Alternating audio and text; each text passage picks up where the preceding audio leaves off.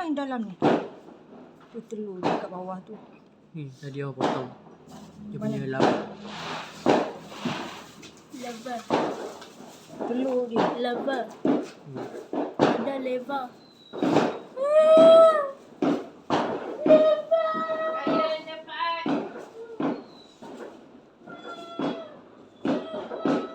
Dia duduk dalam sarang macam tu.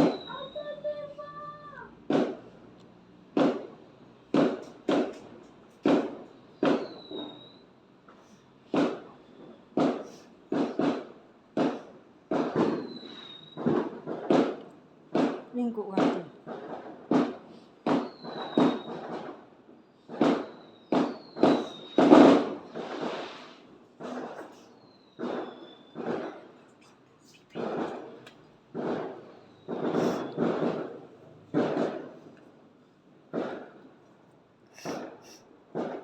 Ya.